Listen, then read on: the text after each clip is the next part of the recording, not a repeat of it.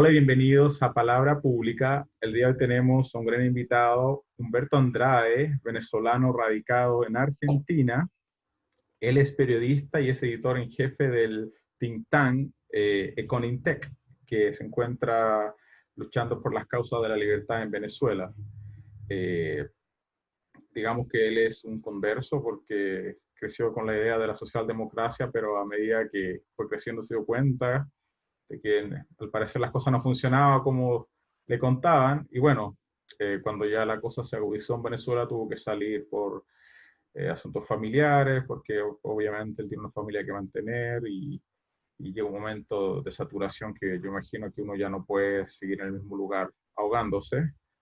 eh, y estás dando la batalla desde Argentina, entonces, bienvenido a nuestro canal, Humberto. Gracias, Francisco.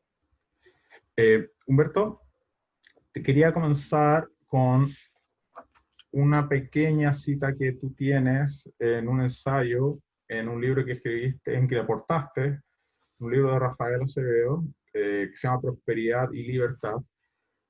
Y tú dices en este libro, o citan a Bolívar en Cartagena, que dice: estos caballeros creen que están en Grecia construyendo repúblicas aéreas que no son consistentes con la situación y realidad del pueblo venezolano, que no está preparado para el bien supremo de la libertad. ¿Eso no te parece a ti que es como mostrar que se tiene una moral superior? Entonces, ya que el pueblo no está preparado para ese bien supremo que es la libertad, entonces tiene que venir alguien a decirle al pueblo cómo vivir. ¿Cómo tú ves eso y relacionas eso tú con el tema que estamos viendo hoy, que es la planificación centralizada típica del socialismo? Mira, lo importante de eso es quién lo dice y la cultura que alrededor de él hay en Venezuela. Fíjate que la figura de Bolívar, y creo que es algo análogo en todos los países latinoamericanos, siempre el héroe independentista es tenido en un pedestal, en el cual poco se cuestiona o se ve bajo digamos, una luz de imparcialidad lo que hizo o lo que escribió o lo que dijo. Y me parece que esa frase termina siendo algo que marca a fuego la idea de los políticos en Venezuela desde entonces, porque muy poco o ninguno realmente ha apostado por sembrar un camino hacia lo que es la responsabilidad ciudadana, hacia la libertad individual, y más bien siempre se han erigido como grandes patriarcas del país. Incluso aquellos que hayan dejado alguna buena obra, en cuanto a que pudieron hacer alguna labor digamos, de construcción institucional o de construcción de infraestructuras o de ordenamiento de la economía en algún punto. Habló así de los dictadores de principios del siglo XX, como Juan Vicente Gómez o Marcos Pérez Jiménez, que vino después y también, digamos, realizó planes de infraestructura que fueron muy importantes, pero siempre fue desde ese punto de vista que tú dices, de superioridad, ¿no? O sea, siempre se le vio desde la misma época de Bolívar como un gran padre de toda la nación, y hasta el día de hoy lo vemos, porque eso fue lo que fue Chávez. Pero el culto que se erigió Chávez era similar al que se hacía de todos los presidentes. Claro, con Chávez llegó a niveles que realmente fueron sorpresivos para esta época, que se dirigiera un culto a la personalidad de esa forma en un país que parecía moderno. Se mantiene. Y tú ves, lamentablemente, cómo se trata o cómo se posiciona la imagen de los líderes que están en el otro lado, digamos, lo que sería la oposición, es igual. O sea, en el momento en que alguno de ellos es levantado como el líder del momento, se convierte en una figura de referencia en todo lo que dice, todo lo que hace, y eso lamentablemente es algo que está muy marcado será en el inconsciente colectivo del venezolano, porque se acepta como natural, no hay cuestionamientos. O sea, al líder no se le cuestiona, y si tú te lo cuestionas, eres un enemigo inmediatamente. Es una cultura que ha quedado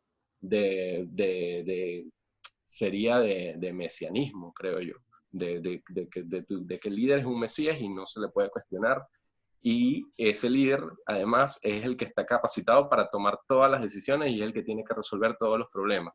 La ciudadanía se hace a un lado, no pretende, digamos, no propone nada, sino que espera lo que diga y lo que haga el líder, y si el líder no hace nada, pocas veces, a veces ni siquiera se le reclama que no haga nada, o que lo que hace resultó mal, y lo vemos igual por igual, tanto en los que están en el movimiento de Maduro, como en el del otro lado.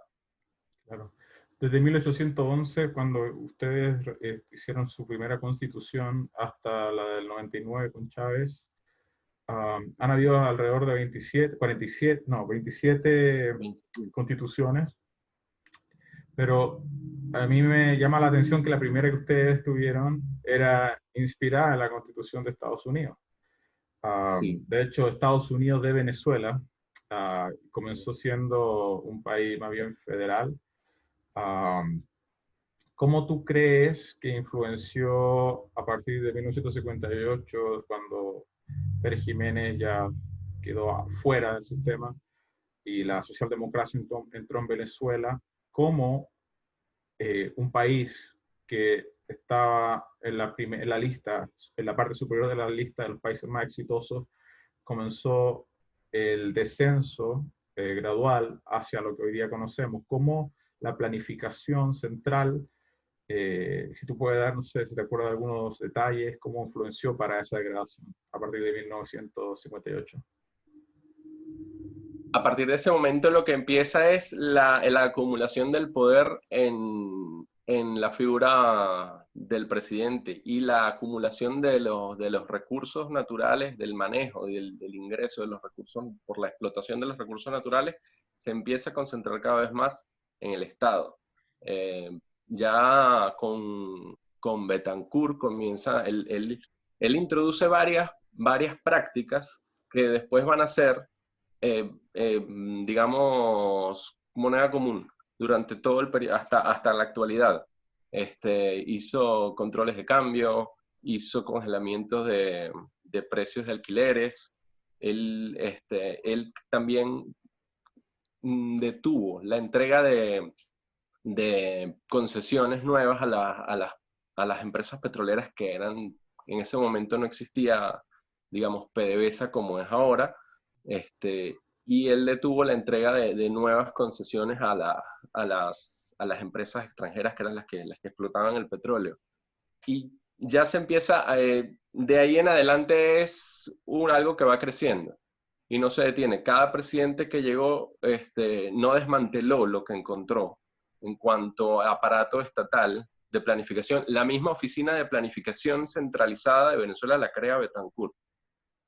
Creo que ya Pérez Jiménez había hecho un ensayo, porque ya Pérez Jiménez tenía digamos, su vertiente intervencionista, por supuesto. No es que era un liberal en lo económico, Pérez Jiménez. Betancourt lo crea a partir de la Constitución del 61. Sí, a partir ya con su gobierno. Ahora se me escapa exactamente la fecha en la que se hizo la creación de la oficina de planificación centralizada, que se llama Cordiplan. Luego eso es ahora el Ministerio de Planificación. Luego ya con Chávez cambió el nombre, pero es lo mismo. Y nunca se ha abandonado la idea. Ya después, el otro paso que yo considero es el más grave, fue la nacionalización de la industria petrolera, que ya la hizo, que serían unos 20 años después, menos, Carlos Andrés Pérez, que también es del mismo partido de Betancourt.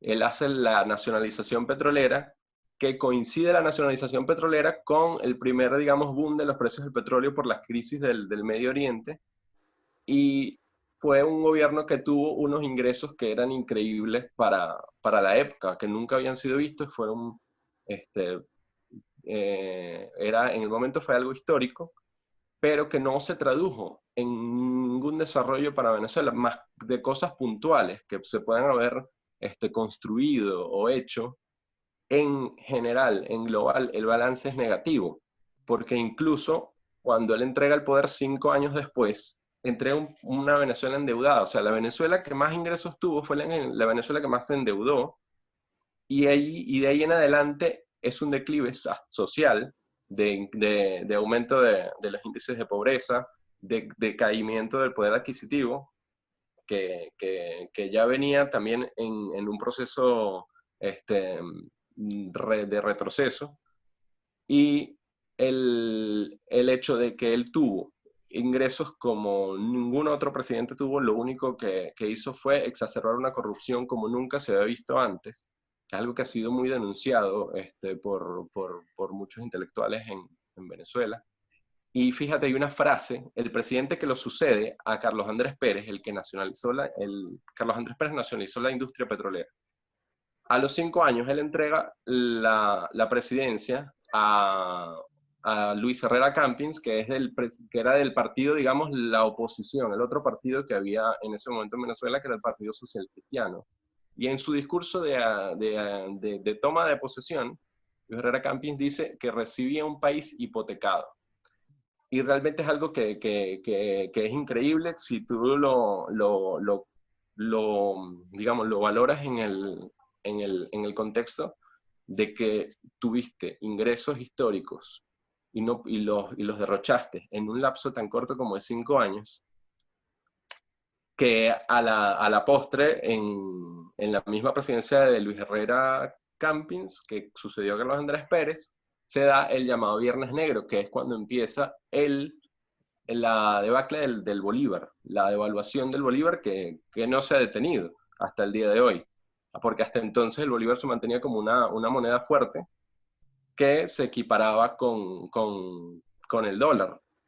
Después de 1900, creo que es 1983, cuando se da el fenómeno, el evento, donde ya se toma la decisión de que, bueno, hay que devaluar porque era insostenible mantener una moneda que estaba ya sobrevalorada en comparación con lo que era la economía venezolana.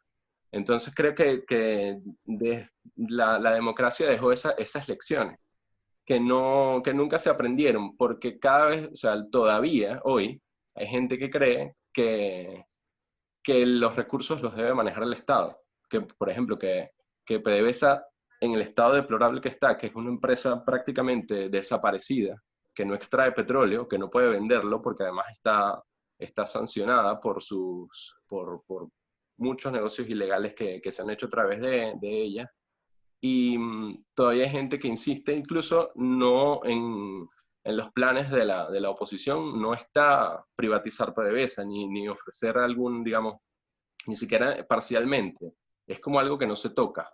Es como que algo que todavía la opinión pública no toleraría, que te digan que se pueda privatizar PDVSA. Entonces son lecciones que lamentablemente no se han aprendido. Se sigue creyendo que la planificación centralizada puede funcionar siempre y cuando la apliquen las personas correctas.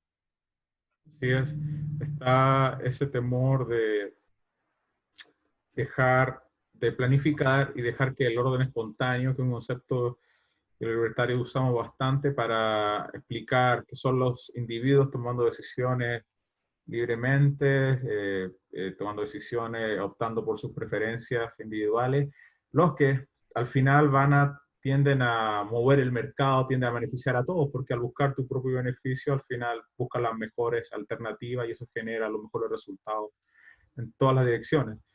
Eh, Te quiero leer algo que está en este ensayo y no voy a decir quién lo escribió o no voy a decir a quién se refiere para que quizás los espectadores pueden tener una idea. Esto, el que adivina, se va a ganar un premio. Dice, incremento de la deuda externa, recuperación de empresas estatales, mantener empresas estratégicas, mantener la burocracia.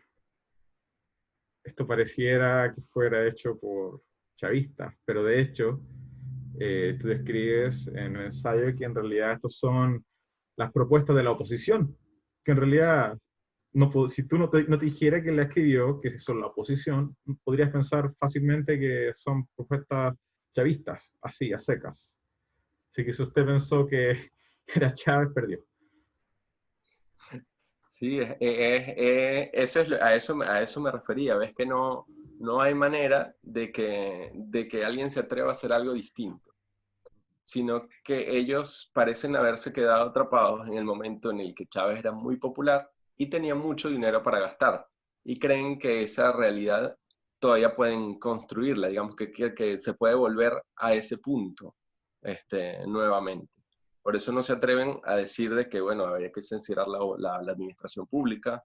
Dicen, bueno, mira, el estado de PDVSA es deplorable, no podemos volver, no, el Estado no tiene recursos para reactivar la empresa en la situación en la que se encuentra. Habrá que privatizarla, ni siquiera, o sea, bueno, vamos a privatizar la mitad de la operación. Nada, eso no es algo que parece intocable para ellos. Y generalmente ha sido siempre el discurso así. Es un poco lo que te decía, de que ellos creen que lo que cambiaría, lo que haría que todo lo está bien, es que lo hagan ellos. Y mucha gente lo compra, que es lo lamentable, que la gente sigue creyendo que eso es posible.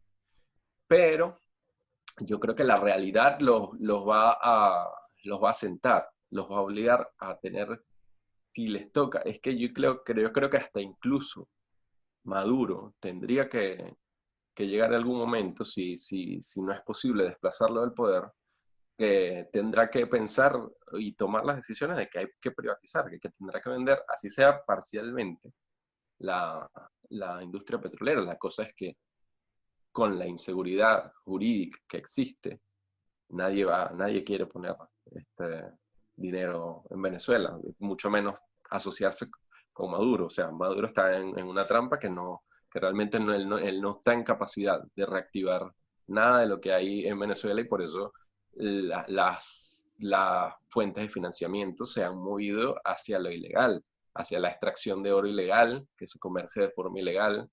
Este, por supuesto está el tema narcotráfico también, involucrado. Y, Carteles de oro, operación. los carteles que están en las minas de oro, las Sí, minas de sí, uranio. claro, y eso es todo en concordancia, por supuesto, con el régimen, que lo permite y lo ha, digamos, ha creado el marco, ya desde hace años, incluso desde antes de la creación de la zona esta del arco minero. Ya se venía creando las condiciones para que la explotación de todos los minerales que hay en esa zona, que además es una zona que era, yo ya lamentablemente tengo que decir que era, porque no creo que ya el daño ambiental es muy grave, era una zona ecológica muy importante y una zona de belleza y de atractivo turístico también muy importante, y creo que eso ya está perdido. Pero fíjate que por las mismas cuestiones del Estado querer asumir el control de las operaciones, digamos, de explotación de recursos naturales, es que se potencia la participación de elementos criminales en la extracción del oro en la zona del Estado Bolívar al sur de Venezuela.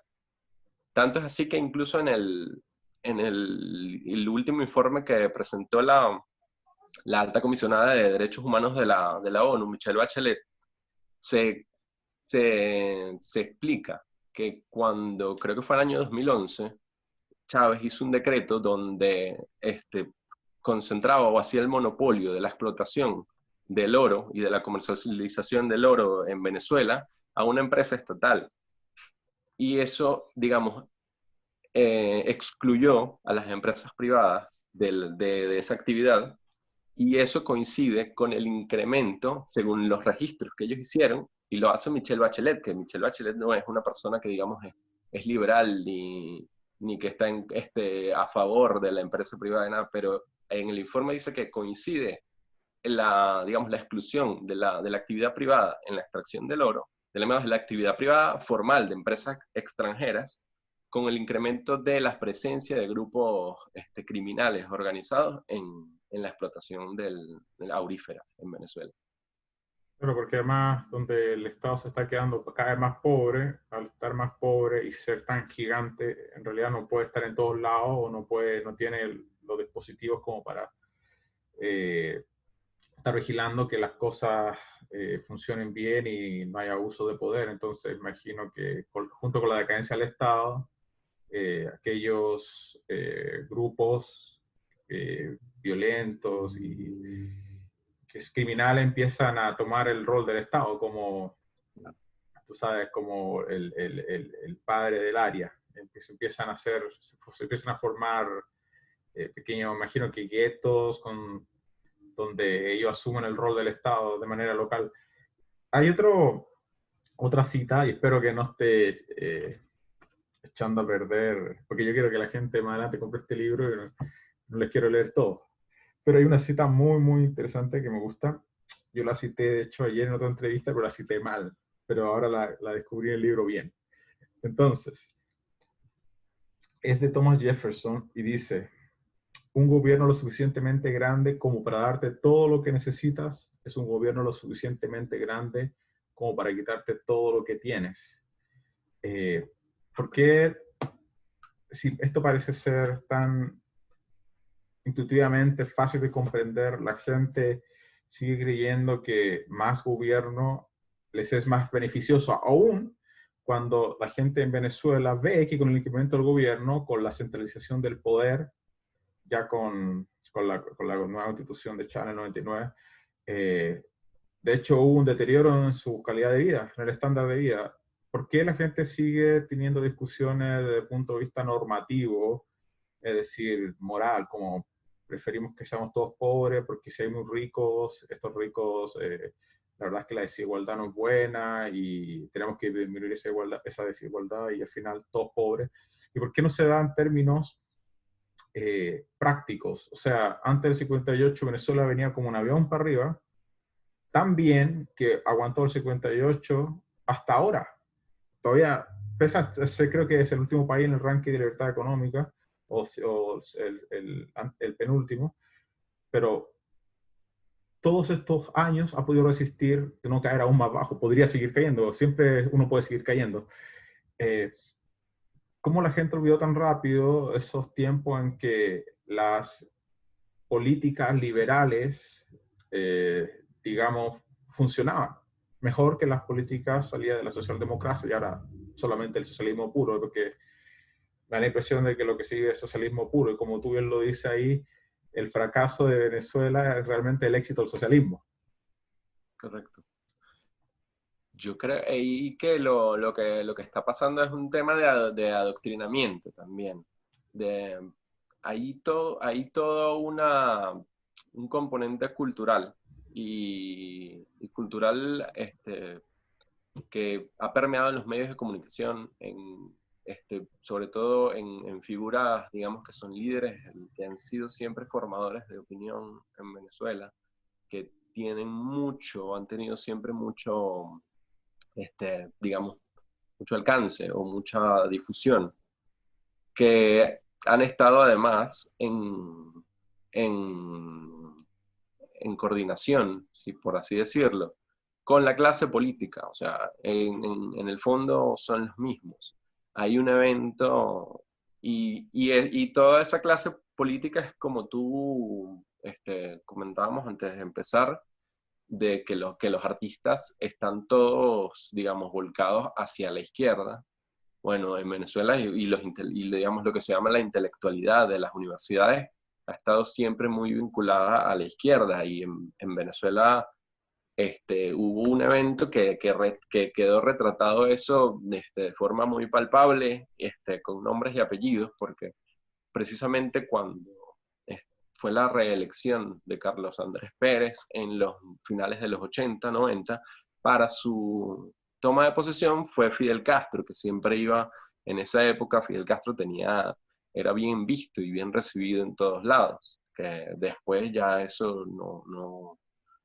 ya de Chávez para acá ya eso no fue así, pero entonces en los 80 era una celebridad. Y en Venezuela recibieron un grupo importante de intelectuales, 911 creo que eran, firmaron una proclama de bienvenida donde lo exaltaban como una figura que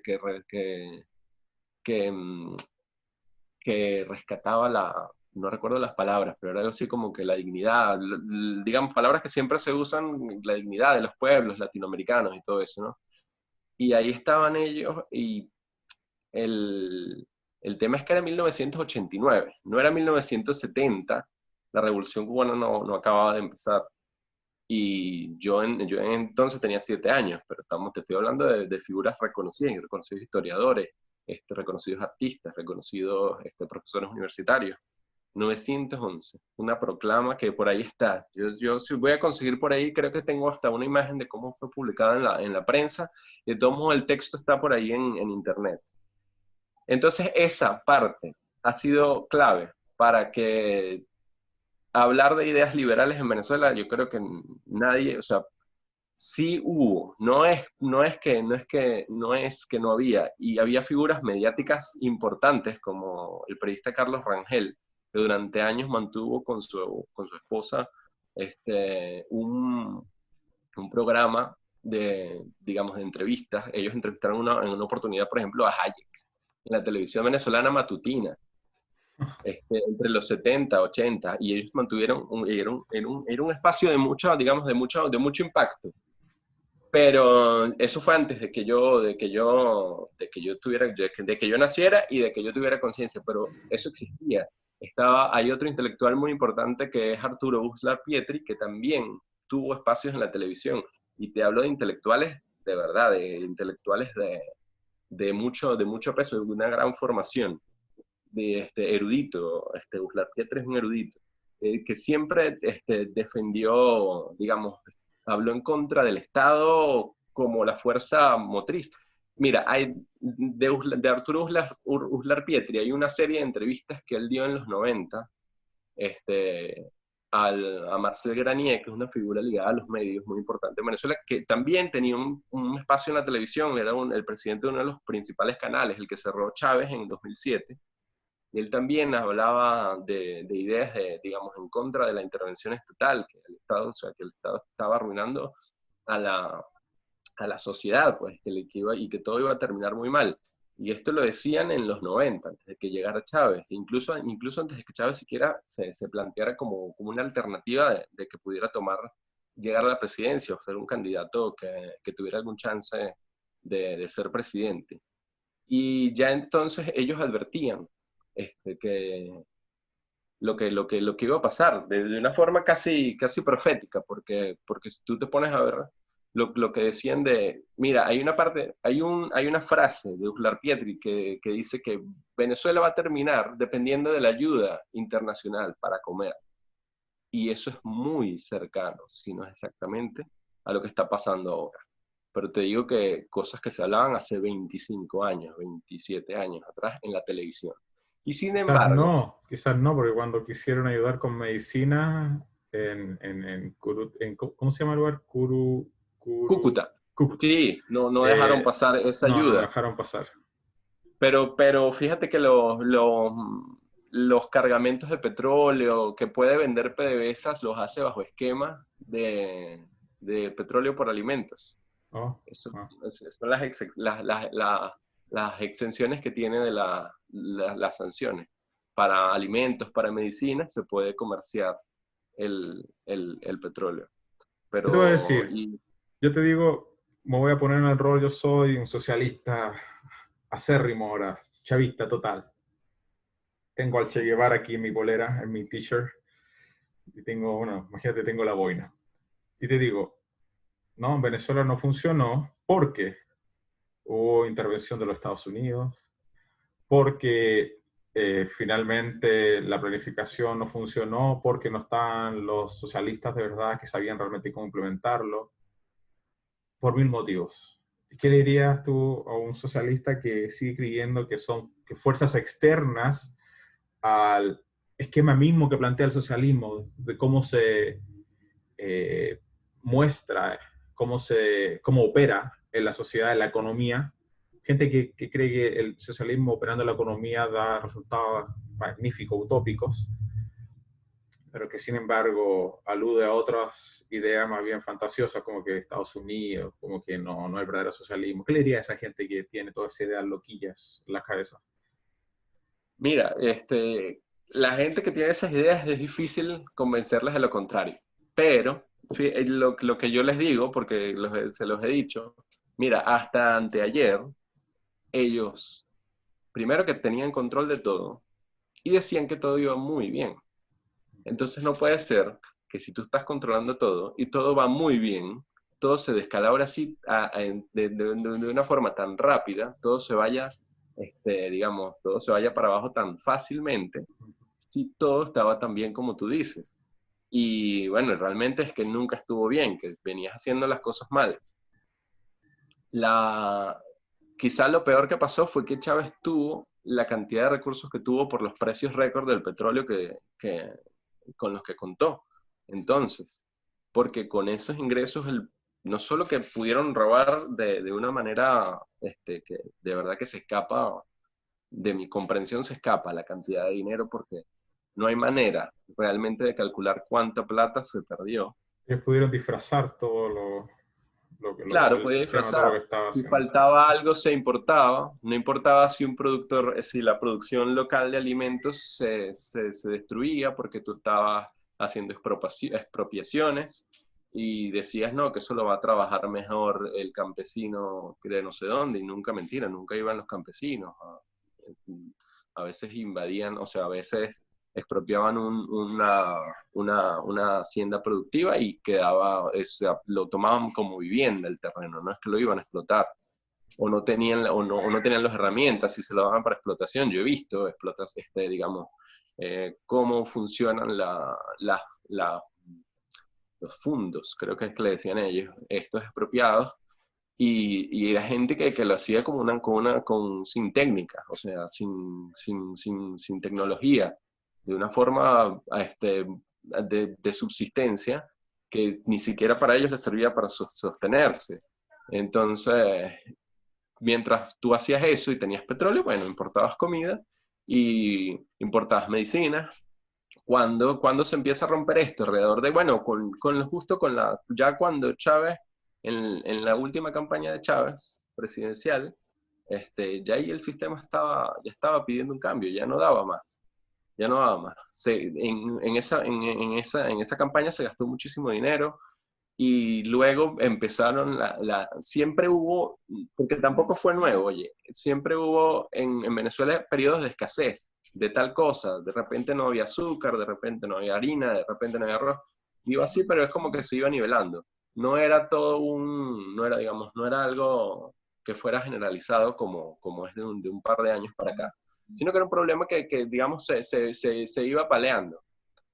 Entonces, ahora que no, cuando empezaron a faltar los recursos, se empezó a ver que primero fue con la importación de medicamentos, porque el chavismo centralizó todo el comercio exterior. O sea, ellos eran los que cancelaban digamos, hacia afuera del país. El gobierno tenía digamos, una gran central importadora, que era la que manejaba el dinero, ¿no? Los dólares. O sea, el empresario venezolano no manejaba los dólares, sino que se los cancelaba el Estado, y el Estado después le daba los dólares afuera, al proveedor del servicio, del producto. Eso empezó a colapsar ahí. Se vio primero fue con las aerolíneas, creo, las aerolíneas y los medicamentos.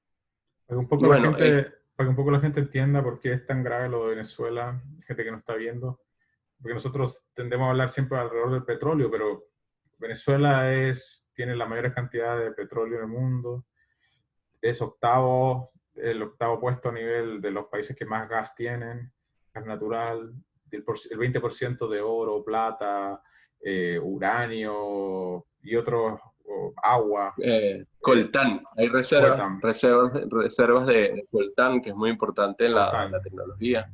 Exacto. Entonces, básicamente estamos hablando Ah, de un Goliat económico que podría ser, y lo fue en algún momento, décimo a nivel mundial, y ahora está al final de la escala. Es súper dramático, y me pregunto para ti, que tú que estás ahora en Argentina, ¿cómo te sientes al ver que Argentina también está tirando lineamientos para esos lados? cómo te sientes tú? Porque te fuiste a ese país para salir de la realidad venezolana, pero estás topando con lo mismo otra vez. Sí, es preocupante, es preocupante. Justo en estos días conversaba con otro compañero digamos, de un grupo de estudio de acá, y bueno, él me hacía ver que hay diferencias, ¿no? En los países. Sin embargo, yo siento que como se están haciendo las cosas acá, evidentemente va a impactar, ya ha impactado en la calidad de vida de la gente, o sea, al final en la forma en la que vive la gente. Y, y es preocupante, para mí es muy, muy preocupante. Sin embargo, hay cosas que a Argentina le dan una ventaja. Por ejemplo, que a mí me causó mucha sorpresa el intento de expropiación que hizo el presidente de acá hace poco, porque cuando Chávez empezó a hacer expropiaciones, Chávez tenía detrás de él mucho dinero que le estaba entrando el petróleo. Acá no hay. Por fin desistieron de expropiar esta empresa Vicentín, acá, porque no tienen, ellos no, acá no existen los recursos digamos, avasallar totalmente al sector privado. Que no quiere decir que no avancen, que no quiere decir que no, aquí la presión inflacionaria es muy fuerte, para las personas también, que la presión impositiva también es muy fuerte, incluso para cualquiera, para cualquier trabajador que está en situación de dependencia, en formalidad, la cantidad de descuentos que se le hace por cuestiones de sindicato, cuestiones de jubilación que son obligatorias, que no las puede, digamos, eludir, son muy grandes, se llevan una tajada grande del ingreso de la gente, que finalmente no se termina de retribuir en todas las cosas que supuestamente se retribuye, que es en servicios y eso. Yo te digo que yo que vivo en Buenos Aires en capital las cosas funcionan, digamos, bastante bien en cuanto a servicios públicos, en cuanto a transporte público, en cuanto a seguridad, en cuanto a espacio urbano, pero no es la realidad de todo el país, ni es la realidad de las mismas zonas que están fuera de lo que es la zona de la capital. Entonces, bueno, yo creo que no todos los venezolanos, aunque no sea exactamente la situación, que el país tiene digamos, otras variables que no son iguales a las de Venezuela, que por ahí hacen difícil que el escenario sea exactamente igual. Preocupa, es muy preocupante, sobre todo que vaya a tener un devenir totalitario. Sobre todo, a mí particularmente lo que me preocupa es que pueda tender a eso, a un devenir totalitario, y ahí imagínate el grado de indefensión en el que quedaríamos nosotros, pues los inmigrantes que además opinamos de esta forma y eso. A mí me preocupa esa parte. Sí.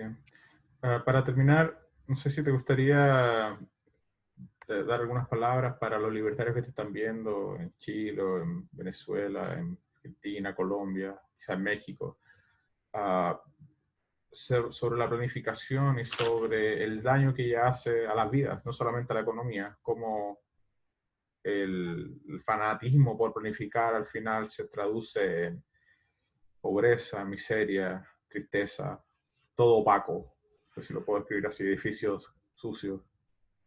Sí, sí. Mira, a mí, lo que yo creo que la gente debe entender es que a los políticos hay que quitarles el poder, ¿no? O por lo menos quitárselos en gran parte el poder que tienen.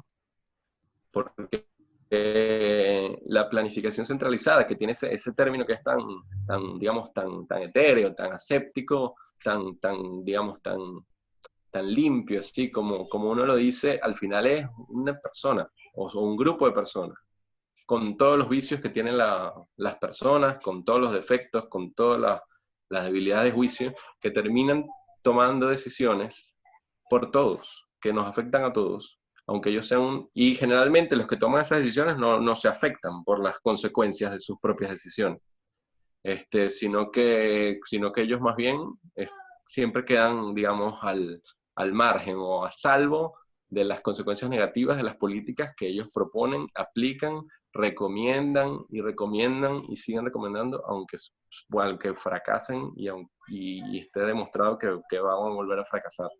Entonces yo creo que el tema es cómo construir sistemas, cómo construir democracias en las que se descentralice el poder, que finalmente se descentralice el poder, donde podamos, que no es que sea algo perfecto, pero donde haya verdadera competencia institucional, donde, digamos, los países sean realmente federales. El mejor ejemplo es Estados Unidos, y tiene todos sus efectos, y donde también el mismo gobierno federal ha crecido y sigue creciendo, de manera que yo, tú, que me imagino que también sigues las opiniones que publican, digamos, eh, en, o que sí dicen las personas asociadas al Instituto Mises, siempre están alertando sobre cómo el gobierno federal en Estados Unidos sigue creciendo y sigue tomando decisiones y sigue inmiscuyéndose en cosas que no debería. Bueno, eso es la realidad de todos nosotros y yo creo que es lo que hay que apuntar.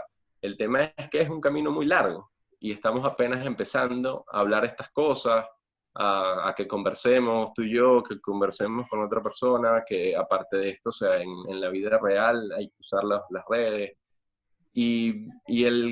Hasta que no se dé el cambio cultural, va a ser muy difícil llegar al cambio político, porque no en las élites, no tenemos unas élites que estén comprometidas con estas ideas, lamentablemente, en ningún país de Latinoamérica que yo sepa.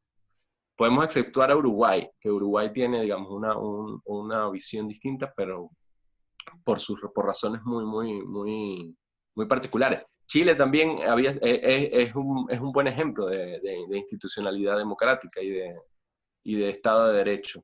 Que lamentablemente, bueno, hay una gran parte de la población que nos sorprendió a los que no somos de Chile, yo no he visitado nunca Chile, ver el grado de destrucción al que se llegó simplemente por estar en desacuerdo. Y realmente yo no entiendo cuál era el reclamo que hacían en Chile. Yo sigo sin entender por qué destruir la infraestructura de la que te sirves todos los días iba a lograr algo. Eso es tema para otra entrevista, eso es tema para que yo te Sí, sí, entrevistara. sí. Sí, de hecho, antes de terminar, porque me gustaría que presentaras el libro para que la gente supiera dónde obtenerlo. De hecho, uno de los problemas en Chile, y esta es mi opinión personal, es que justamente hay un Estado de Derecho nominal, que acabas de nombrar tú, el que tú dices que tú ves a Chile de ese modo, pero hay un Estado de Derecho real. Yo creo que eso es lo que no pasa, donde políticos influencian a los jueces influencian la política, influencian los negocios, nadie se va preso, podéis matar a alguien, no te vas preso, podéis quemar. Hace un par de años atrás quemaron vivo a dos abuelitos, el único responsable de eso, que no quería colaborar en la investigación, hizo huelga de hambre y ahora prácticamente se le han dado todos los beneficios para que pase el resto de su condena en un lugar que parece más bien una fiesta. Entonces, me da la sensación de que en la crisis que pasa en Chile subyace una verdadera ausencia de Estado de Derecho. Hay muchos otros temas, hay muchos otros temas, está el asunto de las pensiones, etcétera. Pero inmediatamente cuando hay Estado de Derecho, cuando la justicia es diferente de unos que para otros, da impotencia, da rabia. Y yo creo que esa rabia se ha instalado en Chile. Y bueno, me gustaría para terminar, si nos pudiese decir dónde la gente puede obtener este libro y no sé si quisiera hablar un minutito sobre el think tank y cómo la gente se puede acercar o colaborar. Mira, bueno, el libro Propiedad y Libertad está en la versión en inglés, sé que está en Amazon, y la versión en castellano está a través de la Unión Editorial Colombia.